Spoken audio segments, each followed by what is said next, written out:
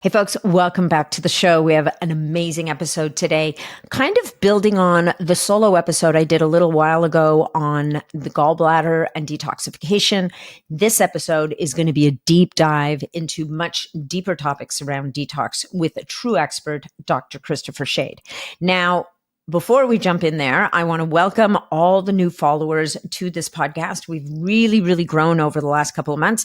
We've actually surpassed the 1 million downloads mark, which is super exciting.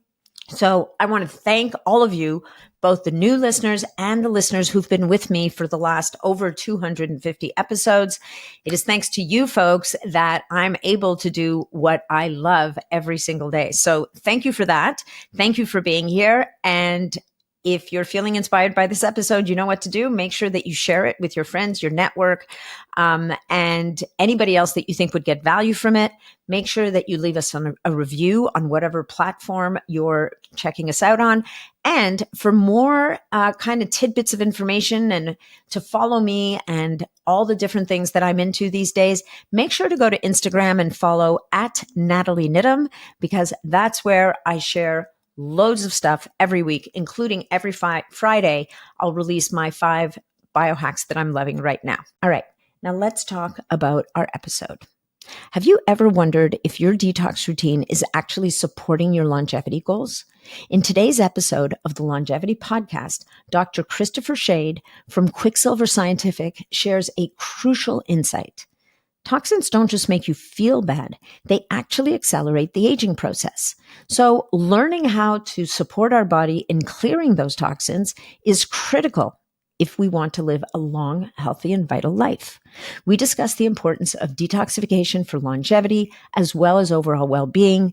We emphasize the need to open those doors of detoxification before initiating any detox protocol, and on and on. We do a deep dive into this topic. So, Dr. Christopher Shade, if you haven't heard of him before, is the founder and CEO of Quicksilver Scientific. He's a great guy. I've gotten to know him over the last couple of years, and it never ceases to amaze me that I learned something fascinating and new every time I bump into him. So he is truly an industry thought leader. He's a true expert in his field. He's got vast knowledge, coupled with an intuitive understanding of chemistry and biology. He's got a passion for wellness, which is really reflected in the innovative supplement delivery systems that are featured in Quicksilver Scientific, their detoxification protocols, mercury speciation, and even heavy metal tests. To learn more about Quicksilver and even to maybe get your hands on some of the products and protocols that we talk about in this episode, you can go to quicksilverscientific.com/NAT. And then you can use code NAT for 10% off your first purchase. And now let's jump into the episode. Hey folks, just a quick reminder that all of the information presented in this podcast is for information purposes only. No medical advice, no diagnosing, no treatments suggested here. Before you try anything that you hear about or learn about here, make sure that you check with your medical provider. Welcome back to the show, Dr. Chris Shade. It's a pleasure to have you here. Hello, Natalie. Happy to be here. Yep. Well, this is kind of our official take 2. Our first attempt was when I had the flu, which didn't work out so well. So here we are for second attempt, sans flu. And I'm so excited because I feel so much better. You look vastly better. I mean, you're like, oh yeah, no, I'm sure you were being very polite that day. Anyway, be that as it may, we are going to explore the universe of detoxification and liposomes and a bunch of other questions I have for you. And, since I renamed the podcast and rebranded it as Longevity with Natalie Nidham, I'm like, wow, this is really cool because it's so much easier to say to people, I want to talk about this in the context of longevity versus I want to talk about this in the context of biohacking superhuman performance, which takes about, 20 minutes to say, right? So. Oh, absolutely. Absolutely. I mean, and they all said, how many words can we stack along the way? Optimizing the biohacking superhuman performance experience of wellness. Yeah, like at the end of the day, what are we after? We want to live a long life and we want to feel good at it. And the day that we check out, it should happen in a flash and off we go. Like That's the goal. Let's just state it, live as long and as well as we can. And what do we need to do? And I think the reason why I think detoxing is so important is we're always looking for, what do I need to take? What do I need to add? What do I need to do? Now, what do I need to take away? Yes. How do I clear the way for my body to actually be a partner in this journey and do what it can do better than anybody else can do it? It's absolutely it. And I mean, we missed that for so long. When I first got into like the longevity world, and I'm going to A4M, and I just saw myself as kind of a peripheral player. I'm the guy who takes out the garbage and, here, I'll help you with mercury detox and that detox. And it's like for the people who are just, they're screwed up because they have so much toxin, but it's really for everybody.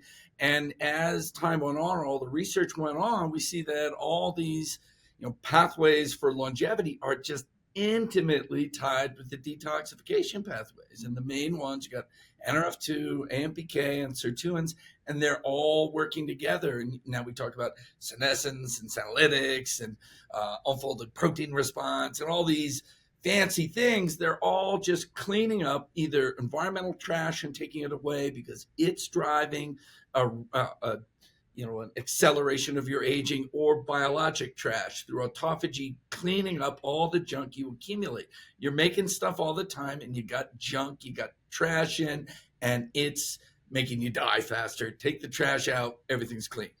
Yeah. Everything works better. I mean, you gunk up the engine, right? Even with mitochondria, I know, like, in the peptide world, people are like, oh, I want to use MOTS-c. Yeah. And I'm like, MOTS-c is going to jack up your mitochondria. Well, here's that, which is great if they're clean and they're not all gunked up with stuff, right?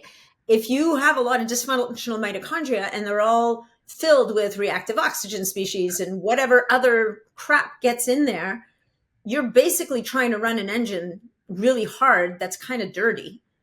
And that generally doesn't end well. Yeah, then you're going to get more, as you speed it up, you're going to have more mitochondria dying or becoming dysfunctional. You might actually drive the system into senescence. And, so you can make things worse. In fact, the only thing that's really a detox peptide is FOXO4. Yeah. Well, and that one you have to use it with a light hand. Yeah, because you're stimulating autophagy there. And so you're breaking everything down, and that's what you're supposed to be doing during detox. And so we want to really start mixing FOXO4 along with our month or 2 month long detox systems. I think that's going to be phenomenal. Yeah, I mean, that would definitely amp it up, but I don't know that the FOXO4s are nice to have, hard to get your hands on the good stuff. It's expensive and you got to know what you're doing, where I think that there's other strategies you can use that are going to be, I would say probably just as effective, and you don't risk tipping yourself over that edge of going too far. Yeah, I mean, that's just a manhandle switch right there. Boom. And people usually don't have any of the rest of the things they need on board to deal with that. As you break down all these old cells and breaking down old fat cells, you're putting all the fat soluble toxins in. It's better that you set up a whole detox system that's made to do all that drainage. And as we talk about detox, we're going to see that a lot of these things are AMPK activators. That's what's activating autophagy. So autophagy and detox should go hand in hand. But if you just turn on autophagy and you don't have your drainage pathways up, and you don't have kidneys, you don't have liver, you're not moving lymph, you don't have enough resources for all of these things that get upregulated, you're just going to make things worse. Mm-hmm. Yeah, well, I remember in school, like one of the first things they taught us is before you initiate any kind of a detox protocol, you need to make sure that the doors of detoxification are open, or else you're freeing up toxins in the system, and they are just going to look for a new home. Yeah, that's, they call it retoxification. Detoxification is retoxification. So, if we look at the path from a tissue into the blood, then into the drainage pathways, the drainage pathways being into the liver and through the bile to the GI, drainage pathways being through the kidneys into the urinary stream, and the lymph moving, and the lymph is all connected into the GI. So if everything doesn't come down, through the liver into the GI and move all the way through and out, then you're not going to get all these toxins out. But we really took a lot of time to make sure that our systems focus as much or more on drainage than on kicking things out of the tissues, then we really started having successful detoxification where we could really go in and push the levers really quick. What some people would take 12 months to do, we could do in 2 to 3 months, no problem. That's amazing.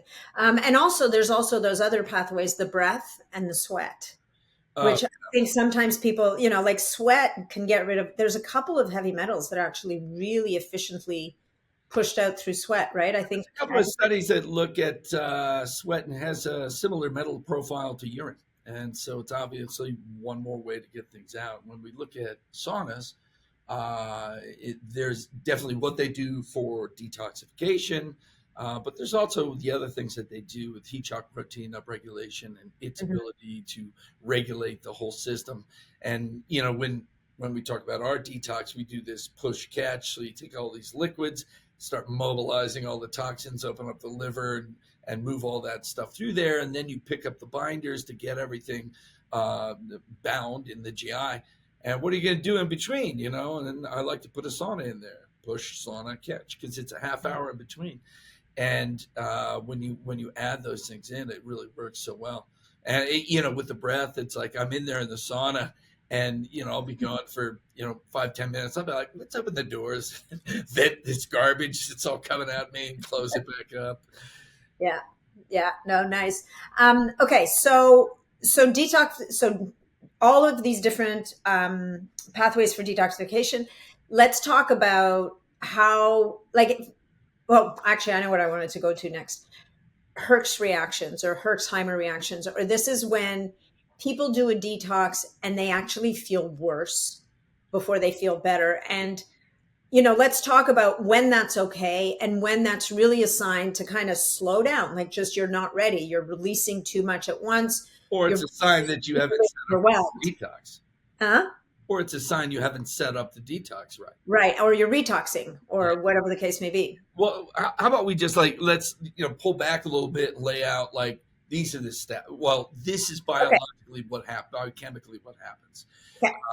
And so, if we're up in the tissues and we need the cells and the tissues to release the toxins, the cells inside the cell, a toxin is in there and you're going to use your enzymatic machinery to get it ready.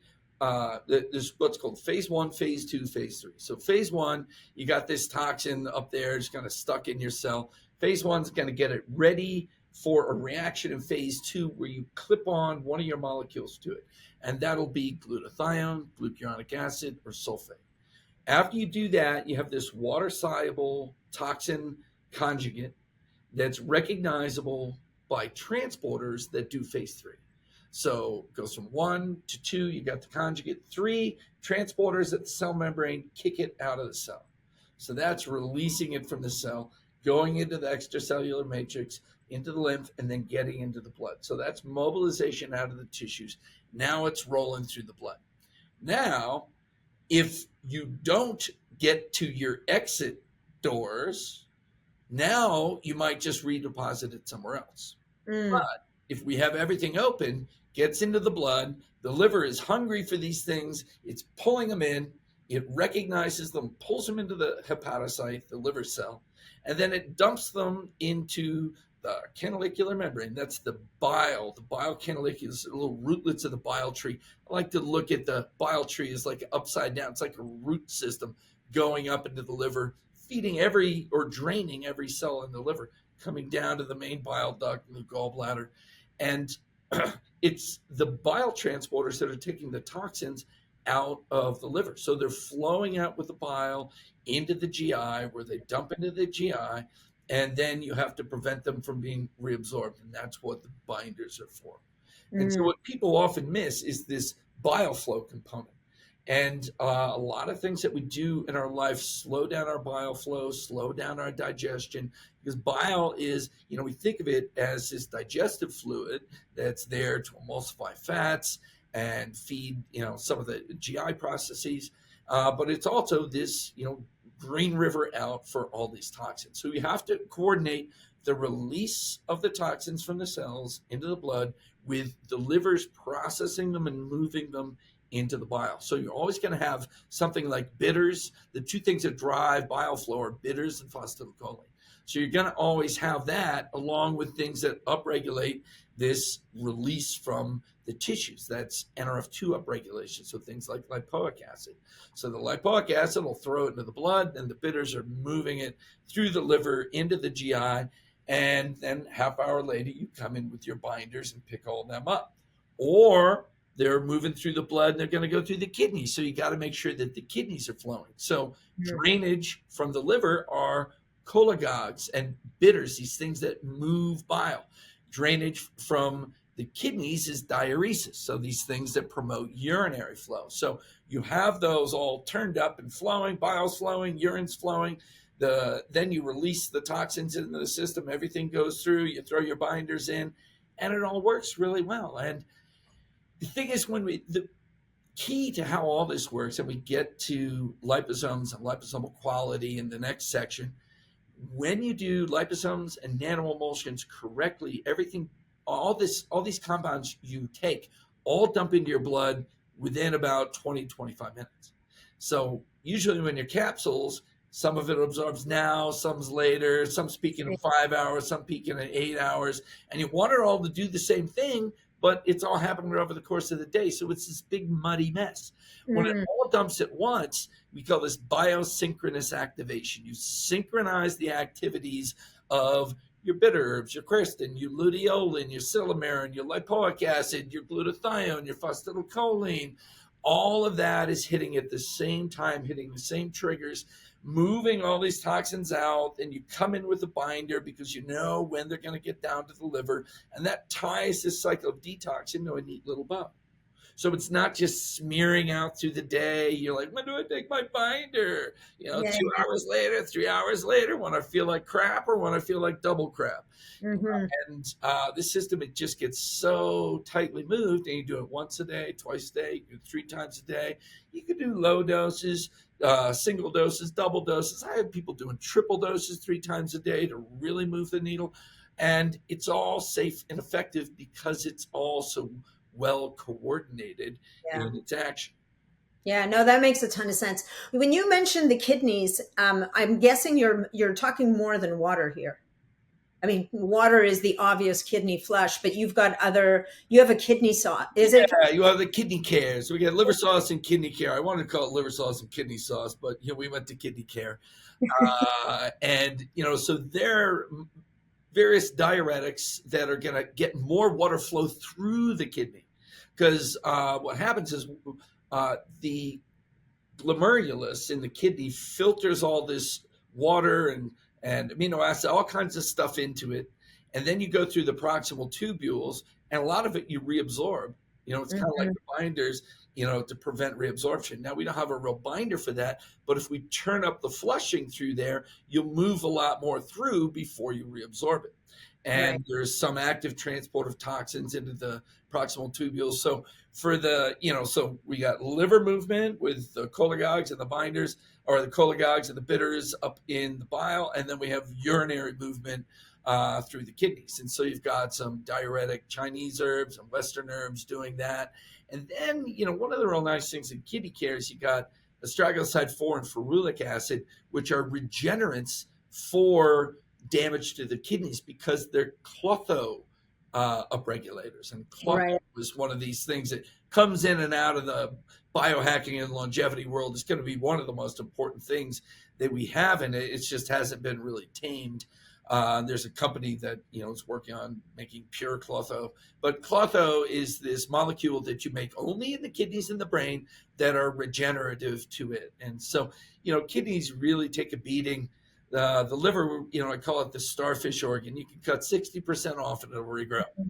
The kidneys, you insult them once, and even verbally. I mean, I cursed at my kidneys once. It took me a week to get over it. They're very sensitive. They're very sensitive. There's the sensitive Sallies of the body, and sometimes you lose one, and somebody's silly. Somebody gives you one, and they compromise themselves. Technically, we can work with one, but really, you start at 75% function there if you had 100 before, and then it starts, going down from there. Anyway, but we digress. We digress. We digress. So we want to take care, we want to move, so we want to take care of all these pathways. So it's the liver, which, I think anybody listening to this understands that. What's your position? And I didn't look at the liver sauce closely. I don't know if it's already in there. What's your position on things like TUDCA and ox bile? Are they components of liver sauce, or are they kind of separate? And No, why? separate. See, you can do so. TUDCA. So those are both bile salts, and they're like bitter bile salts, and they turn up bile flow, especially TUDCA. That's tauroursodeoxycholic acid. Nicely done. I gave up on that one a while ago. Yeah, TUDCA. Some people, they use that as their bitter, bile flow modulator. But the bitter compounds that we have, but basically we have our whole bitter X formula in liver sauce, and that's what's driving the bile flow there. I looked at putting a little TUDCA into it. It was pretty radically bitter, so it's kind of better taken off. Very bitter. Yeah, no, exactly, because your stuff is oral. The TUDCA would take. It's oral, and so you have to be able to deal with the violence of the bitter in that one. Yeah, TUDCA is intense. Yeah, and so what's in ours so bitter X is a formula. It's one of our bitters. We have bitter number 9 and bitter X. Bitter X is the stronger one, and the main bitter driving molecules in there, or whole plant extracts, are gentian and myrrh. So there's gentian, myrrh, solidago, and dandelion root. And it's the gentian and the myrrh that are the bitter ones that really drive the bioflow. Myrrh is really interesting. Gentian's been used in bitter formulas in the West forever, and in Chinese formulas, and in Ayurveda. Gentian's used everywhere.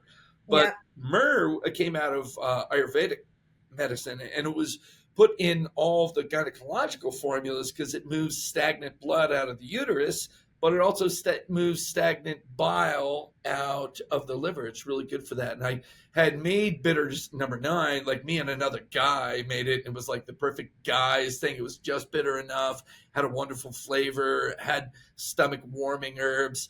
And then I hired a bunch of 20-somethings with real dysregulated periods, and I needed, like, their livers are all jacked up, and I had to move that. And it was like, I couldn't move the needle until I jumped into putting these stronger ones, the bitter X, in there, and the myrrh and the stronger amount of gentian is what really drove that. And that's what's in the liver sauce, and there's tons of data on those. Yeah, well, I mean, it's interesting that and the liver is the forgotten piece, I think, also with women's cycles that are dysregulated, right? We forget about, like, the liver's in charge, really. In charge. And you look at the two-way street here. So the liver, so I said there's a lot of things that block bile flow for us. But estrogen excess blocks bile flow for us. Stress blocks bile flow. And how do those two go together? Well, when you're estrogen excess, you tend to have glutamate excess, or glutamate signaling excess, which puts you into more of a fight or flight thing. And whenever you go into the fight or flight autonomic side, that locks down bile flow, because the opposite is rest, digest, repair, regenerate, detoxify. That's the parasympathetic side, and that's more run by progesterone. And so there is this whole way that the liver is helping. It was at the center of all this regulation and all this movement between the autonomics, the hormones, and the bile flow. Yeah, no, that's a great point. So, which also, just to finish up on that, women lose their gallbladder way more often than men. Oh my God! Right after pregnancy. Yeah. Here, we'll take the child and we'll take the gallbladder. Oh yeah, it's so stupid. You got me. There was a guy who worked for me, and his wife was the last of 5 sisters that still had her gallbladder in, and she was having all, her enzymes were up, and she was having all the problems. I put her on bitters and PC 8 or 9 years ago. Still has her gallbladder. It's so easy to clear that stuff up.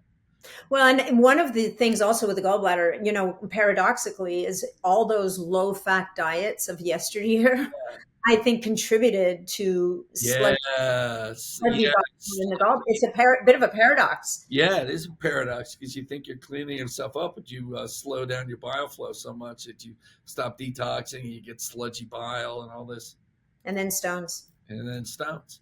Yeah. But you mentioned herxing. All right, so what is herxing? So, all right, you've taken a bunch of things. Say you take a bunch of NRF2 upregulator like lipoic acid or sulforaphane, then your cells are going to dump a lot of stuff into circulation, but you haven't gotten the liver open and moving.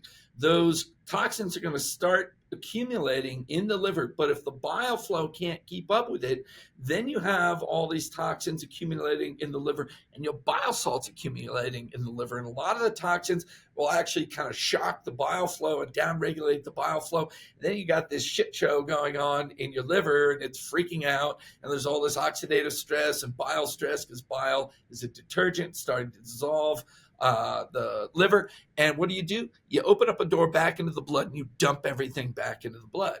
And then all these toxins and inflammagens and oxidative stress and bile salts, they'll go to the kidneys and you get that lower back pain. And this is you starting to herx. And then the bile and the toxins are coming out through the skin. You get real itchy. I always look for that. Whenever I start doing this, I just hit bitters and it goes away. Because bile salts, they get squeezed back into circulation, they lodge underneath the skin and they itch, long before you turn jaundiced, from serious liver dysfunction, you have that itchiness. So you've got lower back pain, you've got itching. Then when the toxins come through and have an immunological or immunogenic response, then you're going to get the rashes. And of course, all these inflammagens are going to your brain. And especially if you have endotoxemia, leaky gut, getting these inflammatory lipids into your circulation. And then you got all this brain fog, and so you got headaches and you got brain fog and you got cognitive stuff and you got anxiety at the same time, and you just feel like shit. That's a Herxheimer reaction. Often that's just because you're not dumping this stuff out. It's so not things that upregulate cellular detox without coupling into the drainage is where you run into the issues. And we found that once we coupled the movement of the toxins from the cell to the blood with the movement through the liver and draining it out and turning up kidneys and getting that binder in right afterward. We learned this all in the autism world. We were going to Autism 1 all the time. These are the hardest kids to detox because everything winds them up. They herx to everything. But once we got that smooth path, plus we laid some CBD on top of that to down regulate the neurological excitation and the immunological excitation, then we've got that smooth path. And then everything worked fine. So a lot of herxing is just you haven't set your pathways up right. Yeah. A little bit of like, ooh, all right, this is a little gnarly in the first couple of days is not too bad as long as it turns down. But if it's really rough, just pull the dosage back. Take a couple of days off, pull the dose back in half, roll like that. And you give it a week, 2 weeks, and then come back up to a higher dose. And bringing it back to the gallbladder, the people who've lost their gallbladder tend to have to pull back on the dose more. Yeah. Because the reason they lost their gallbladder is they had slow bile flow anyways. So you got to match the dumping of the toxins into the blood to the movement of the bile. And those who move bile slow have to move the toxins out of the blood kind of slow. Right. But it's not all that complex. It's like if you had your gallbladder gone, you got to proceed with caution, maybe start half doses, move a little bit slower. If you haven't, just jump into it, see how you feel. Because we'll talk. There's that push catch is the sort of basis, the liver sauce and the binder, and you'll find or a simple push catch. But what you should really go up to something like the advanced push catch, which brings with it the liver. It puts on top of the push catch the kidney care, membrane mend, and glutathione to sort of create a whole picture there. And we've had detox challenge where 30 people just come and do it, and they're online, they're all doing it together, and nobody's like running for the hills or having to change their dosing. But just about everybody did great just as is. Yeah, I mean, look, it happens. There are many canaries in our world. Yeah. And so, be cognizant of that. I mean, you don't need to run for the hills, but you may be aware that you need to slow it down a little bit. So there's a couple of questions I want to go to, and you decide which direction we go to first. Yeah. There are other things that people can add on, which I think are included in the advanced detox push catch. But other elements that people can add on, depending on what it is that they know or suspect that they're dealing with. So, and so maybe, do you want to maybe do a very quick kind of little rundown of those? Because, you know, some dealing with mold versus Yeah, some, you yeah. know, So take like advanced push catch, we have a bigger one called Cube 2.0, but that you have to get through a doctor. But advanced push catch, you can come in and get it, and that is a great basis for any detox. Now, say you are dealing with some latent viral infections where your immune system just isn't really good at recognizing and suppressing Epstein-Barr, cytomegalovirus. Cat's Claw Elite is good for assisting the immune system so that it can go and just press this stuff down and stop being all inflamed and dysregulated by these viruses. GI dysbiosis, the artemisinin emulsion is real good there. Any of these things you're going to take along with your liposomes in the push part. So push is take all your liposomes. So liver cells, kidney care, glutathione, membrane man, cat's claw, and then half hour later is catch with binders. So when you're trying to, get excess living junk out of you, cat's claw and artemisinin. When say you got mold kind of wants, it's the same system, but it wants more binders. And so throughout the day, say you're doing 2 cycles of push catch a day, also get the binder capsules, so ultra binder capsules. I love that. Take some of those middle of the day and maybe a couple before you go to bed. So you're getting binders in 4 times a day. And that really, because it's slow, the mold toxins are slow to come out through the bile and they're fast to be reabsorbed. So they like a little bit more binder. If the mitochondria are weak and the energy is low in the system, NAD platinum, and maybe even starting that, a week or 2 before you get into the detox to help to help the mitochondria up and making a difference. Some people use the one which has some CoQ10 with PQQ. I'm a big fan of PQQ and it's some adaptogens. Then, like if you're a woman and you're little, say you're now, I mean, this gets into a whole thing on hormones, but for a woman, progesterone. Now you're getting to perimenopause and you haven't started any hormones. That means you'll be in a relative estrogen excess over progesterone deficit that happens through the 40s. But anytime, or if you just have a lot of anxiety and sleep issues, irritability, that's all progesterone deficit. So the progesterone is really going to help open up your liver and get that all flowing. In fact, it's a topical. You can even rub it on over your liver and help that there. I think I got most of the main add-ons there. Yeah. The only other thing is that came up for me is when you talk about with the mold where you want to take more binder, like you want to add another couple of sets of binders, just again for people, how far apart from your other supplements? Because the binder is pretty effective.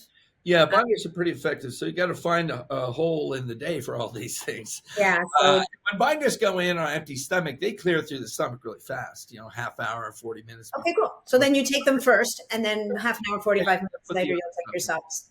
Yeah. Okay. Yeah, no, that's, I mean, it's just one of those things people scratch their heads about it because it gets confusing, right? You literally guys, like I've done this and you virtually have to time it, give yourself timers on the phone so that you get reminders. Otherwise you get to 5 o'clock and you're like, oh, I forgot I didn't do this. And the other thing, when you're taking extra binders is to have bitters on hand. So get a bottle of bitter X or bitters number 9 and have that on hand. The molds really grab the bile flow and are holding it. And one thing that I'll find if I need my bile more released is when I take one, I said, whenever I'm itching, I need that. I kind of can sense when I need that. But if I take binders and I get nauseous, that's a pull from the binders on the bile flow, and it's not getting the release. And a couple of hits of the bitters, and it's just like minutes later, it's like, poof, it just lets go. Oh, interesting. Well, a lot of nausea is just bile not able to move right, and bitters will just deal with it.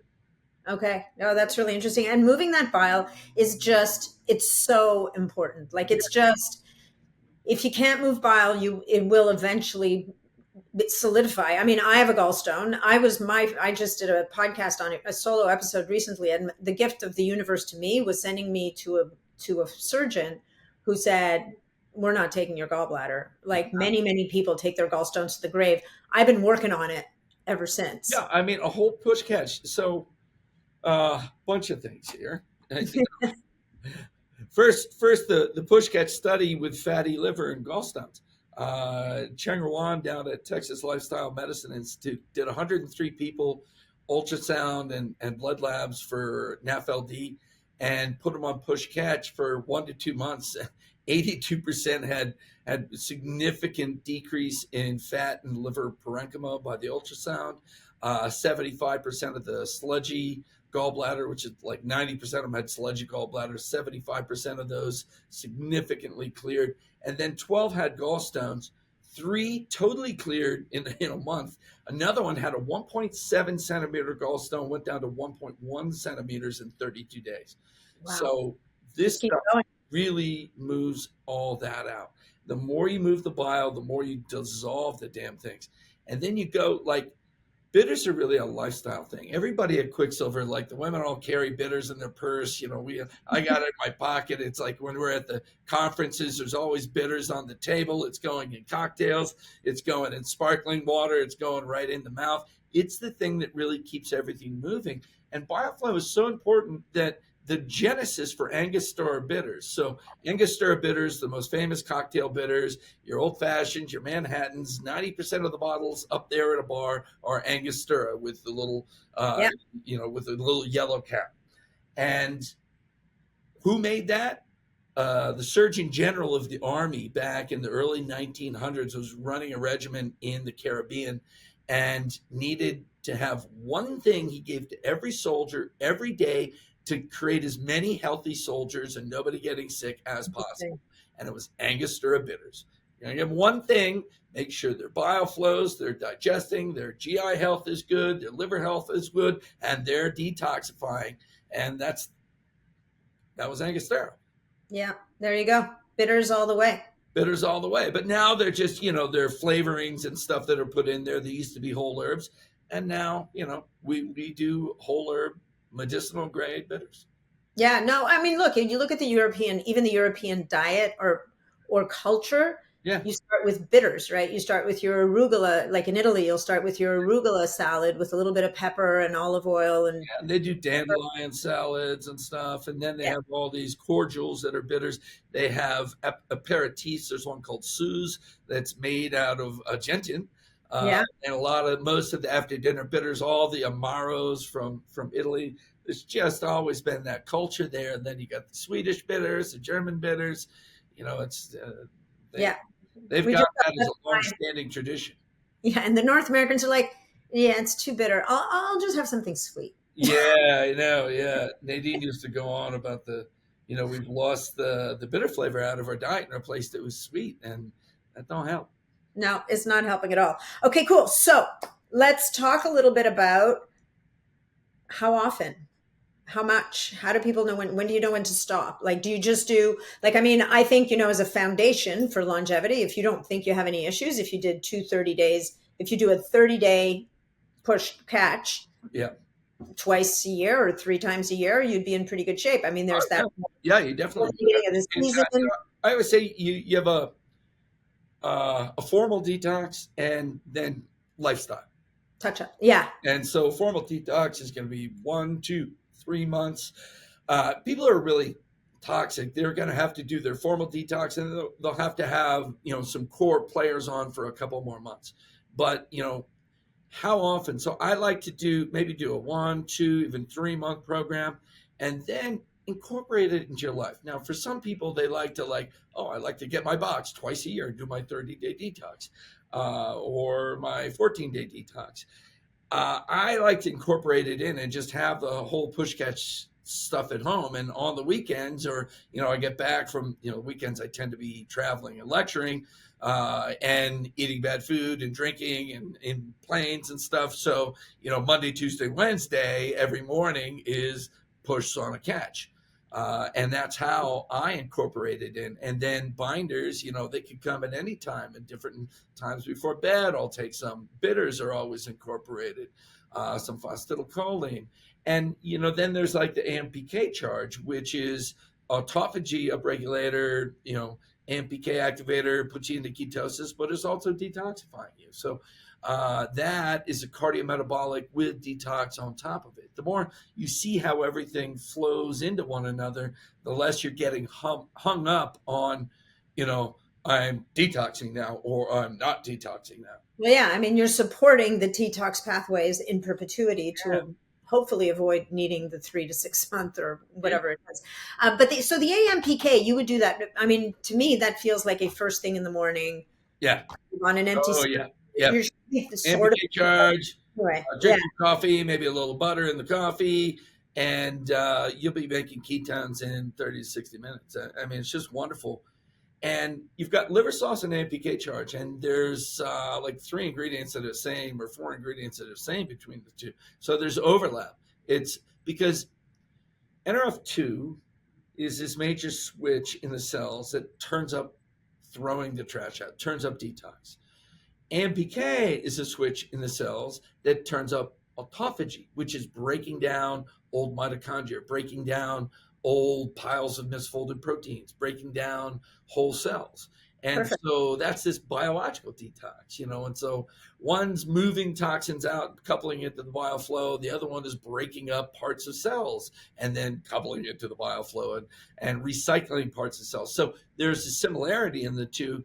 And AMPK charge is also upregulating lipophagy, lipid, which is breaking down the fats and releasing fat-soluble toxins. So when you start into this, like when people start into keto and they get keto flu, 90% of that is fat-soluble toxins. You take some binders with it, and it just goes right away. So you can do a push catch with AMPK charge and binder. You can do a push catch that's liver sauce and AMPK charge and binder. There's a lot of ways to thread these together. Or you do this formal detox with, which is based on liver sauce and binder, and then you transition to doing a AMPK charge. That's, AMPK charge, bitters, and binder are my long-term detox partners. It's kind of like your day-to-day. It's my day-to-day. Your day-to-day AMPK charge, probably 5 days a week I do that. Sorry? Probably 5 days a week I do AMPK charge. Nice. Okay. Well, that's a nice little template right there, right? So you do your big pushes, and then now you did a really, talking about detoxification for longevity. Yeah. You did, the last time we spoke in the last episode, we went through that 3-month bioage reset, right? And I know that some people might have sat there going, well, why the heck would you start with like a detox, right? And I just wanted to go back to it because taking out the trash, then rebuilding the cell membrane, and then the third phase, which is like the kind of restabilizing, getting everything tuned in. But I wanted to talk a little bit because I don't think you had the results of your study at the time. And everybody's running around going, I need to reduce my biological age. And you guys did it with like this crazy 3-month program. Yeah. And just to review, the first month was essentially a push catch with glutathione and some cat's claw. The second month, it was still a push catch with glutathione, but the first one, it was liver sauce and binder. The second one, it was AMPK charge and binder. And then we brought in the third one was the membrane. NAD, membrane mend. And then the last month kept the AMPK charge. We just stopped the binder and glutathione. AMPK charge, the membrane mend, ultravitamin. And it was just, and the NAD. So it was a mix of moving trash out and getting mitochondrial biogenesis going. And continue to move things out, continue to stimulate senolytic activity. So the autophagic breakdown of senolytic cells. So a lot of these compounds like quercetin and luteolin are helping on a detox side with NRF2, they're AMPK activators, and they're senolytics. So we had them doing a lot of things all at once. So 3-month program. And did we reverse biological age? Yeah, even by the Horvath clock, which is a hard one to move in 3 months. Well, actually, the word on the street before this was it takes at least a year to move. That's your DNA methylation age to move the Horvath clock. You guys moved it in 3 months. That's mind blowing. Year off in 3 months. And the Dunedin pace algorithm, that would just turn way down. That's the speed of aging. That one moved quick. But yeah, that was really shocking, I think, to Ryan, that we were able to move the Horvath clock in 3 months. And, at the top end of it, there was a guy who lost 7 biological years in 1 year. And then a guy did it here, an older Indian doctor in his maybe early 80s, late 70s. And in that 3 months, he lost 8 biological years. That's crazy. Yeah. That's huge. Yeah. And you might argue that maybe his body was primed, or that he just really needed it. I would go that way, that he hadn't done any of this stuff. Yeah. And his body. I want to talk about NAD a little bit, because it is so controversial, right? You've got half the people are going, all these NAD precursor supplements, they don't get into this. They don't do anything, right? And then you've got the other half of the universe going, well, actually, it's a pretty good way to give energy to the cell to do what it needs to do. And so I'm always curious about, people, not people who are purely selling NAD. I'm curious about people like you who will integrate NAD support in your programs. And surely there's a good reason for that. Yeah, there was so much data showing, the difficult part, just to start with, is there's no good measurement of NAD in the blood. And so it's hard to say, I took this and that happened. There were some people that guy at Ginfinity was trying to do it, but his data was all over the place. And so it's hard to get that simple answer done right there. But animal studies and the human studies looking at like fatty liver and metabolic disease definitely showed a change. There's no doubt about it. And, and then you have the difference in the liposomal delivery. And pretty much anybody who takes NAD platinum will feel, in a couple of days, their metabolism really speed up. And while they're on it, it goes real strong. And when they go off, it takes 7 to 10 days for it to come down. So, week to 10 to come up, week to 10 to go down. That's the life cycle of the mitochondria. So I do believe it's doing what it's supposed to do, which is stimulate the sirtuins, build NAD to stimulate the sirtuins to turn up mitochondrial biogenesis or nuclear mitochondrial coupling. These are the ways you make the mitochondria more effective. Just all the ways to tie the whole system together so it's an efficient energy machine. And the real controversy is between taking NAD directly in some sort of injection or taking the precursors, usually as an oral thing. And NAD directly, let's go put it in an IV port and start infusing that NAD in. Let's get a pretty good clip. We're going to move it in there pretty fast. And you're then going to shit, piss, and puke yourself in your chair and be absolutely fucking miserable. I don't. You got to pace yourself. Because you slow it way down. But if I push 750 milligrams in an hour and a half. You got to be willing to sit there. But I will say, I did all that 750 in 15 minutes. I know a guy who did that. It was a highly unpleasant experience. But I would say that, the NAD IVs have their place, but it's not going to be your constant. Like and you run the risk of overwhelming your system, quite frankly. What I'm getting at is we're not really even sure what's happening there, because NAD doesn't traffic through getting cell to cell. We throw NAD in. Hey, I heard you need some NAD in the shoulder, and my toe throws it into the blood and it goes up to the shoulder. Hey man, yay team. You don't do that with NAD. You do that with NMN, and you do that with nicotinamide riboside. Those are the two things that traffic and have transporters for moving it around. NAD doesn't. And just like ATP, when it's in the blood, it's actually part of a cell danger response. And it's like, oh my God, a whole bunch of cells just spilled their guts and, something bad's going on. And that's why you have that reaction. Now, is it a net good that the whole NAD metabolome is built up, and this hormetic stressor that is a whole bunch of NAD in the blood, is it turning up your body's metabolome to go, oh, all right, let's deal with all this, because there are some things you mobilize like NAMPT. There's an extracellular NAMPT. Maybe that gets thrown out there to start metabolizing this NAD, turn it into a precursor, bring it back into the cell. We don't really know. But we do know the whole precursor game. Precursor game is pretty straightforward. Cool. So it's got its place. You can do both, but it's always the day-to-day. Well, and that's what I mean. Like the day-to-day is what's going to make it's, it's a little bit like your short game in golf. You're not going to win a golf game on the long game. That drive, yeah, that's really sweet. But if you've got a 10 putt to finish the game, you're done. Yeah, I remember my old grandfather just beating the pants off of me with these like little short popping shots, and then just, a putt. Yeah. I'd like whack it a country mile off on the side, and then, my approach is all over, and then 10 putt it. And it was pretty bad. Yeah, it's pretty humiliating, I would say. All right.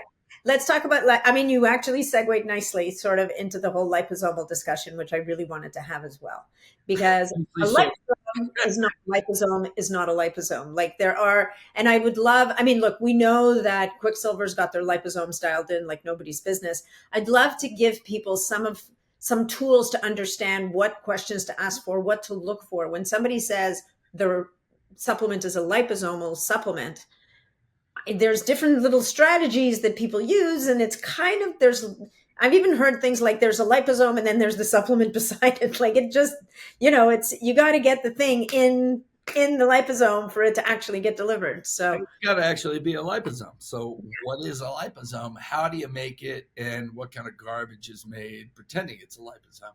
So a liposome, it looks like a cell. It's a phospholipid bilayer membrane. If you remember what the cell membrane looks like, you've got these phospholipids, this water-soluble head and these fatty tails coming down. And there'll be one side like that on the outside of the cell and another one meeting it on the inside, and that's your membrane. And so you have this bilayer membrane, this sphere around the cytoplasm. So in this case, we have a sphere around a droplet of water that has our water-soluble compounds in it. So if we're doing glutathione or vitamin C or B complex or the NAD precursors, those are all water soluble. We dissolve them in the water, and then we form these spheres in the water, and they entrap a bunch of that supplement in there. Now, when these are made small and with very good membranes, they will absorb right through the oral cavity into the capillaries. When you swallow them, they're going through the stomach into the capillaries. In the upper GI, they should absorb really fast. And really fast to us is we can measure it in 2 minutes in the blood. So it's clearly not going through the GI. It hasn't even seen it yet. And so, eventually the rest of it goes through the GI. But that's the kind of liposome that you want. And these, they're clear, they're transparent, because the little spheres of phosphatidylcholine in there are smaller than wavelengths of light. And so below 100 nanometers for the liposome spheres, they're transparent. The other ones that you'll see out there look like milk, or these thick gel-like ones. Those are anywhere from 300 nanometers up to thousands of nanometers. And they just don't absorb at that rate. And they're relying on upper GI absorption, if they're even real liposomes. And upper GI is rough because the bile and first the acid in the stomach, the bile then, and the microbiome is all beating it up before you absorb it. So these super small ones absorb before they can be broken down in the, or beat up in the system, whereas these large ones get all beat up. And because their speed of absorption across the membranes is really, really slow. And if it's even a liposome. So how do you make a liposome? Well, you've got to get phospholipids that are extracted from or purified from lecithins. So raw, like baker's lecithin that you use for holding chocolate together, or ice cream or bread. When that comes out of the system, it's about 15% phosphatidylcholine. You can get up to 30%. Then you need fancy places to purify up to 50, 70, 90% phosphatidylcholine. It's only really that 70 above that makes phospholipids. These lower grade ones are just emulsifying the oils and junk that's in them. They all look like these white goopy liquids, and you just really can't tell. A bunch of them I tried to do electron microscopy on. I couldn't even get images of them. Whereas ours, you could see these beautiful little spheres in there, and I have tons of electron micrographs if people want to see them. And we also use laser sizers to look at the size population of all the particles when we make them. So when, some people, they're like, well, all right, we're going to get this fancy blender, throw some lecithin in there, throw the supplement in there, just let it all blend up, and you got this goopy, thick, creamy liquid, and we're going to call it a liposome. We've never characterized it. We haven't even done laser sizing on it, let alone electron microscopy. We don't know what's in there. And they're just selling you on this idea of liposomal delivery. And there's a lot of them with very sexy marketing these days that are just doing that. And now when I go to Supply Side West, I'll see all these ingredient companies. I can sell you this pure powder here, or I can sell you a liposome of it. And it's like, and there's no, how do you make your liposome? Is this a good liposome? It's just like, no, it's liposomal. That's fine. Here's your value add. And so there's a lot of stuff out there that, maybe there's a little bit of increased bioavailability, but it's mostly kind of crappy. In fact, I did a CACO2 uptake with 5 different liposomal glutathiones besides ours, and none of them are any better than just regular glutathione. So they really have to be done well. We do it in a pharmaceutical style. And we're the only company using laser sizing to determine the particle size population, like how many are in which size range, and then making that a specification for manufacturers so that as these liposomes are running off the line in the first couple of liters, we're measuring them and making sure they're right in the size that we need them to be, because the size dictates the absorption, which dictates what your blood levels are going to be. Yeah. Now, I can't give you a bottle this batch, you get a blood level like that. And then the next batch, it's like that. Like, how, as practitioners, are you just taking care of your health? Can you know what you're doing if you don't trust that all the time they're going to act the same? And so we have that dialed in, and such tight controls all around that. And, unfortunately, that's not what's going on in the rest of the industry. Yeah. Well, it's a tough thing, right? And it's funny because we don't want more regulation, because that just comes with more restrictions and misery. Yeah. It would be nice to have the right regulations in place. Well, I was thinking of making like a trade organization, like a liposome, liposome quality association. And, this is what we believe. You should see these things. Yeah, like self-regulation is a better idea. Because you can go to the drugstore and get liposomal vitamin C, supposedly in a capsule. You know what I mean? Now they're doing something, because it's not going to send you running to the bathroom as fast as the, straight vitamin C capsules kind of thing. So, but at the very least, I guess they must be combining it with some kind of fat to slow it down. Yeah. But that, to then say that you've got these nanoliposomes that are actually delivering into the cell the way that you should be getting from a liposome. I guess there should be another term that's not liposome. Yeah, we could do it by size, or, just emulsion, if you don't know that you have a liposome, because the emulsions will open up, just having the phospholipids and stuff in there will open up some of the absorption and help draw some of these things into circulation, but they won't do it the way like a real good one does, because there's getting from the outside of your body into the blood, and then there's getting from the blood to the cells. And liposomes, the good, real small ones, have been proven to fuse with cell membranes and facilitate absorption into the cell. Whereas these cruder emulsions will help get into the blood, but there's no intact liposome then going through the blood to help cellular absorption. Right. Okay, cool. All right. A couple more questions, and then I'm going to let you go. Take care of your hamstring. To slide that in. A couple more questions. One is going back to detoxification. I was always taught that, when we think about who shouldn't do a detox, and at the top of the list typically is pregnant women. And I just wanted to touch on that, because I think that if you're going to detoxify, you want to do it before you get pregnant, maybe to prepare the body. But while you're growing a new life in you, you don't want a bunch of stuff flying around. Yeah, and that's a tricky one. And I've helped people manage detoxes while they're pregnant, because it's like they didn't know they were going to get pregnant. And, Yeah. I had one, we just had done her mercury testing, and it was like high. Yeah. And like 2 weeks later, and she was like, all right, I'm going to do the detox. And she's like, shit, I'm pregnant. It was an accident. And it was like, well, how do you deal with this? And, I just saw a friend of mine and her daughter. I hadn't seen her in ages, but I've seen her daughter's 14 now. And when she got pregnant with her, she was super toxic. So how are you going to handle that? Because you're not going to just let it all flow around there. It's going to end up in the baby. So remember, there's tissues to blood, and then blood drains to liver and kidneys. So if you can turn up the drainage of the blood and the binding without turning up the movement out of the tissues into the blood, then you're helping. So it's a more passive one. So you don't want NRF2 upregulators, no lipoic acid, no sulforaphane. I even go light with dim, quercetin, luteolin.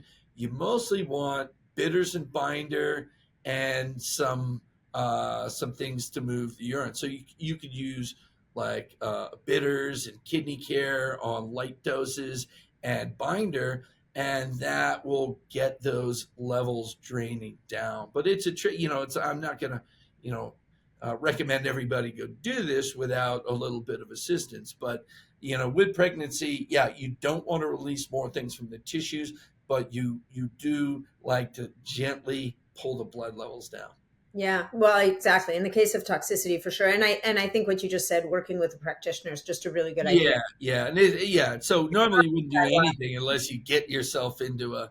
But yeah, I mean, you might have bitters on board because of the cholestasis of pregnancy. Yeah. Well, I would say bitters would be a good idea. Period. For that exact reason, right? Because the high estrogen is creating a lot of cholestasis. It's a common complaint. Yeah. No, that's really interesting. Okay. Was there anything else we were gonna? I feel like we kind of covered it all pretty well. Well, I mean, there's always more we could cover. Let's be clear. But so you know what, guys? So you have it here. Like, I mean, basically, hopefully, this given you a reasonably good overview. There's a couple of basic detox packages available on the Quicksilver site. There's the advanced detox if you want to commit to it a little harder, and given the world that we live in right now, there's an argument for doing, a 30-day detox at least 2 to 3 times a year. Absolutely. And then supporting it in between, like using the bitters and the liver sauce and the sauna and the rebounding and the binders. And it's important that people recognize it's not just because toxins are bad. Toxins accelerate the rate of aging. In fact, they gave them a term now, gerontogens. They're generating your gerant, your oldness. and just, for the biohacker thing, we like to talk about telomeres and senescent cells and stuff.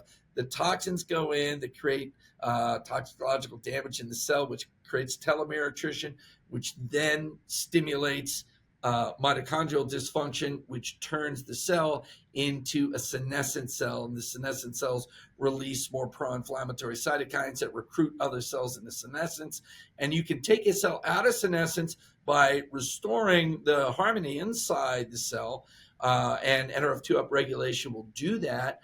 Or you can kill the cell, a senolytic. And a lot of the compounds that we use will do both of those things. So quercetin, luteolin are senolytics. They're NRF2 upregulators. They're AMPK activators, so that's stimulating autophagy. So the whole, the toxins drive you towards death, and the detox reverses those pathways. So it's not just we got to take the junk out. I mean, it's really working right on longevity pathways. Boom. Enough said. Enough said. Live long, live well, and you're done. Dr. Shade, where do people find you and learn more about your products? Yeah, Quicksilver Scientific on Instagram. I don't know if Facebook still exists. I think it does. Dr. Christopher Shade, that's more of my independent feed. Of course, QuicksilverScientific.com. We have a lot of education on there. And set up an account if you're going to buy, even if you buy through Amazon or something, set up an account, because you can't, like, our CBD doesn't even show up until you log into your account. And that's because of Zuckerberg and Facebook, and they won't. All the things. Yeah. All the things. So it's good to get in there and get our newsletters and see what's going on. For sure. And we'll have a link and code for you guys in the show notes. I didn't gather it before we started recording, so it'll be in there, and you'll have heard about it in the intro as well. So, Chris, thank you so much. Always such a pleasure to chat. Thank you so much, Natalie. It is a pleasure. My brain's actually working reasonably well. I know, you're so bright now. I know, I'm just so bright and shiny. And also, people, just keep your eyes and your ears open, because in the next couple of months, there's some really, really exciting stuff coming down the pipes from Quicksilver. I'm not drunk, no, but just stuff that would be particularly interesting to me, moi, given my favorite topic. And that's all I can say about it. What? Peptides? Maybe? I don't know. Maybe? Anyway. Okay, so super exciting. Thank you again, Chris. It's been a pleasure. Have an amazing day. And folks, thank you so much for coming in and listening to us chatter away. Hope you get to walk away with a few gems for your longevity journey.